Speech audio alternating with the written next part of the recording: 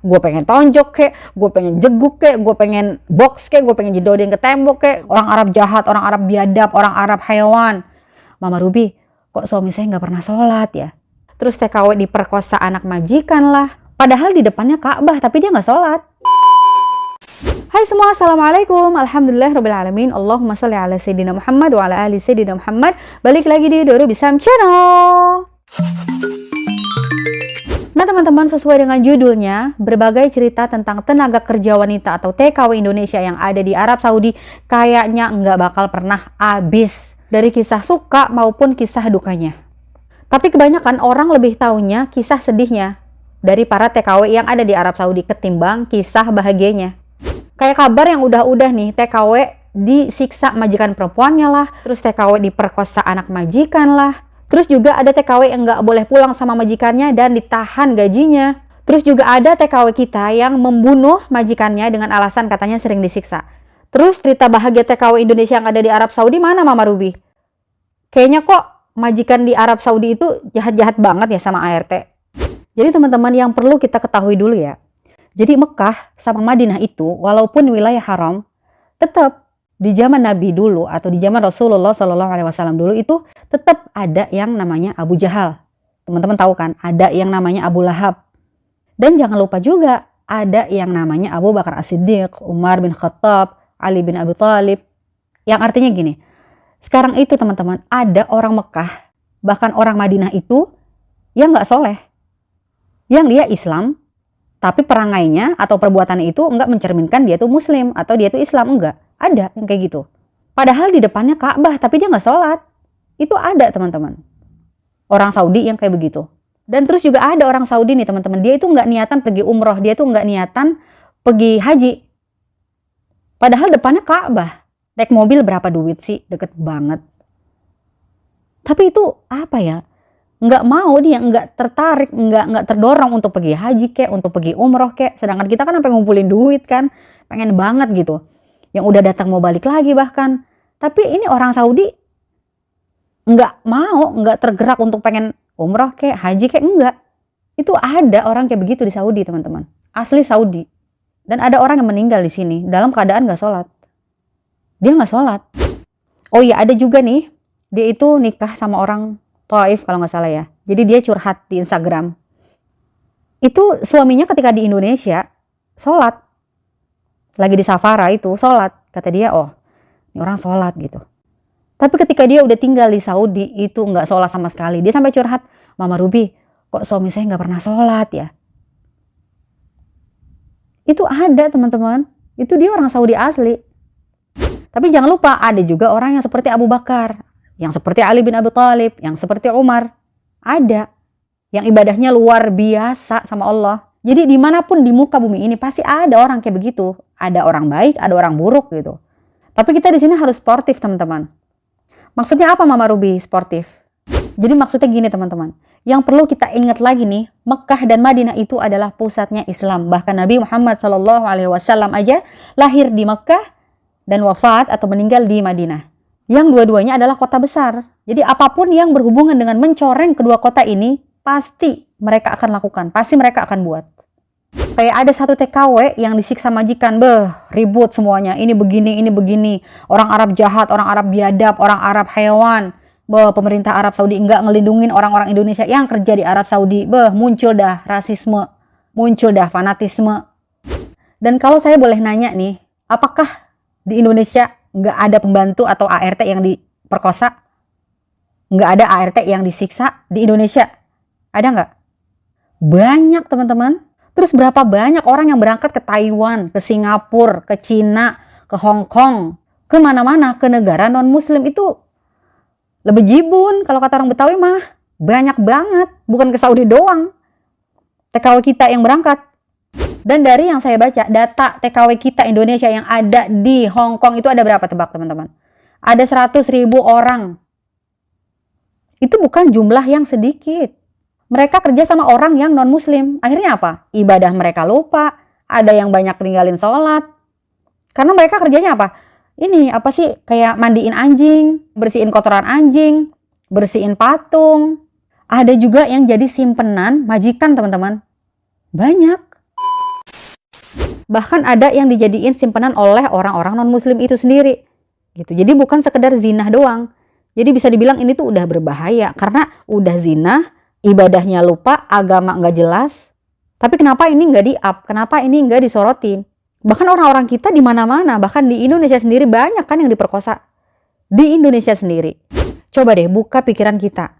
Di sini itu pusat agama kita, teman-teman. Dan dari sekian banyak TKW dan TKI yang dikirim ke Arab Saudi, ya mungkin 10 dari orang-orang yang bermasalah. Dan teman-teman tahu berapa TKW kita atau TKI kita yang ada di Arab Saudi. Waktu di Jeddah aja yang ditangkep, yang nggak punya izin tinggal aja berapa teman-teman? 9.000 orang. Itu baru kota Jeddah doang. Mereka ada yang udah tinggal 10 tahun, 15 tahun, 20 tahun, udah beli tanah, udah nikah mungkin sama orang Indonesia juga, yang masing-masing di kampungnya punya istri, punya suami. Udah ada yang beli rumah, ada yang beli mobil, ya pokoknya hidup stay di sini padahal nggak punya izin tinggal. Itu baru satu kota Jeddah doang teman-teman, belum kota yang lain. Dan teman-teman ada TKW yang awalnya tuh datang ke Saudi tuh nggak bisa apa-apa, nggak bisa satu kata pun bahasa Arab. Nggak bisa baca Quran, nggak bisa ngaji. Pokoknya nggak bisa apa-apa, itu ada.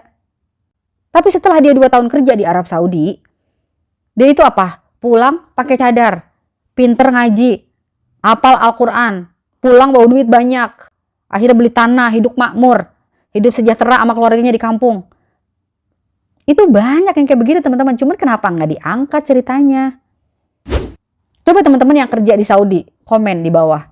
Berapa banyak orang-orang yang bahkan mereka itu nggak mau pulang, mau stay aja sama majikannya. Karena majikannya baik banget. Jadi berapa banyak TKW kita yang sukses di Arab Saudi, itu banyak teman-teman. Maksudnya yang majikannya tuh santun sama ART, yang majikannya tuh sopan sama ART, dihormatin. Bahkan banyak yang majikannya itu pergi ke luar negeri, misalnya ke Mesir, misalnya ke Eropa, misalnya ke mana gitu. Pokoknya majikannya pergi, itu ART-nya ikut pergi, dibiayain gratis tanpa dipotong gaji. Banyak teman-teman di sini tuh. Cuman kayak nggak menarik gitu mungkin kalau diangkat ceritanya gitu. Yang lebih menarik tuh pemerkosaan, yang lebih menarik tuh penyiksaan mungkin ya. Banyak teman-teman. Kisah TKW di Arab Saudi tuh yang sukses, yang bahagia, yang bahkan nggak mau pulang itu banyak. Ini tuh fakta teman-teman. Ini tuh terjadi TKW sukses di Arab Saudi. Tapi kenapa kok nggak diangkat ceritanya? Giliran ada TKW Indonesia dipukul, diperkosa, pada ribut gitu. Ya bukannya apa ya, bukannya memaklumkan kejadian-kejadian jahat kayak begitu. Wah, saya juga melaknat orang-orang Saudi yang jahat sama ART, melaknat banget. Cuman ya di sini kita harus sportif. Karena banyak di IG, Mama Ruby, saya mau kerja di Saudi cuman takut disiksa. Mama Ruby, saya takut nanti di Arab Saudi gaji saya ditahan. Itu banyak lah. Ini belum perang udah takut duluan gitu. Dan teman-teman tahu penyebab TKW kita sering dimarahin bahkan disiksa oleh majikannya itu terjadi karena kenapa? Karena lemahnya atau kurangnya pemahaman budaya masing-masing, baik si majikan maupun si TKW-nya. Tapi yang di sini saya anjurkan si TKW-nya yang harus lebih belajar lagi. Jadi buat para TKW atau TKI yang mau kerja di luar negeri, baik itu di Cina, di Hong Kong, di Singapura, atau di sini di Arab Saudi sendiri, itu bekali dulu keterampilan dasar. Pahamin dulu budaya atau kultur negara di mana kalian akan bekerja. Dan ini berlaku bukan untuk yang mau bekerja di luar negeri aja. Tapi yang mau bekerja di dalam negeri sendiri pun kudu belajar, kudu tahu. Karena berapa banyak TKW kita yang melakukan kesalahan hanya karena beda budaya. Kayak masalah nyuci piring, kayak masalah nyuci baju, kayak masalah nyapu, itu bisa salah teman-teman. Apalagi kalau ini beda bahasa, beda budaya, beda kultur, wah lebih berat. Dan kepengen saya sih ya sebagai rakyat kecil, rakyat biasa gitu ya, seharusnya tuh pemerintah Indonesia itu harus lebih memperketat persyaratan pengiriman TKW ke luar negeri, termasuk ke Arab Saudi. Itu saya kadang gregetan gitu ngomongin hal-hal begini nih. Karena sampai saat ini berapa banyak majikan yang beranggapan kalau ART atau asisten rumah tangga atau pembantu itu adalah budak. Itu masih banyak pemikiran kayak begitu, apalagi di Saudi teman-teman. Ngerasa dia bayar mahal, ngerasa dia wah gue udah beli nih. Jadi semau dewe dah tuh, semau gue memperlakukan ART kayak apa. Gue pengen tonjok kek, gue pengen jeguk kek, gue pengen box kek, gue pengen jedodin ke tembok kek, gue pengen apain kek, gue udah bayar mahal. Itu masih banyak yang beranggapan kayak begitu. Hatinya tuh, aduh, susah ngomongnya sampai. Jadi pemerintah harus perketat persyaratan dan harus ada pendampingan yang jauh lebih ketat. Apalagi buat para TKW ilegal. Jadi kalau pemerintah nggak mau pusing-pusing, ya udah jangan pernah kirim lagi TKW ke negara-negara manapun, termasuk ke Arab Saudi. Udah. Padahal pemerintah sendiri tahu ya, maksudnya taruhannya tuh berat. Tingkat kematiannya tuh bakal tinggi kalau kita ngirim TKW ke Arab Saudi atau ke negara manapun. Itu kan yang udah-udah begitu kan. Tapi ya susah sih, nggak tahu ya, ya Allah. Tetap aja masih banyak para TKW di Arab Saudi nih khususnya ya Allah. Susah, kayaknya susah di stop. Susah karena TKW di sini aja yang di kolong jembatan itu banyak banget teman-teman. Dan Saudi itu sampai kelimpungan mau mulanginnya tuh kayak gimana. Ngurus surat-surat, ngurus dokumen mereka itu. Jadi ya Allah, mikir lagi deh. Yang pada mau bekerja di Arab Saudi, udah. Mending kerja di Indonesia aja. Asah skill.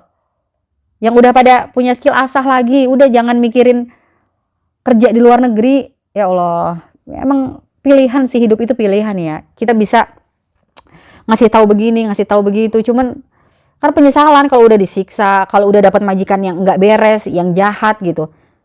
Dan saya cuma bisa berdoa semoga TKW atau TKI kita, khususnya TKW ya, yang ada di Arab Saudi nggak terjadi lagi tuh, nggak kita denger lagi namanya pemerkosaan, penyiksaan, pokoknya nggak ada lagi, nauzubillah min zalik. Oke, amin amin ya rabbal alamin. Semoga mereka hidup bahagia, semoga mereka pas pulang bawa duit yang banyak, hidup sejahtera, hidup makmur di kampungnya, beli mobil, beli rumah, pokoknya beli apapun yang mereka inginkan. Amin amin ya rabbal alamin. Hidup TKW Indonesia, hidup TKI Indonesia. Oke. Jadi teman-teman, segitu aja video saya kali ini. Semoga bermanfaat. Jadi terima kasih yang udah pada nonton. Ma'assalamah.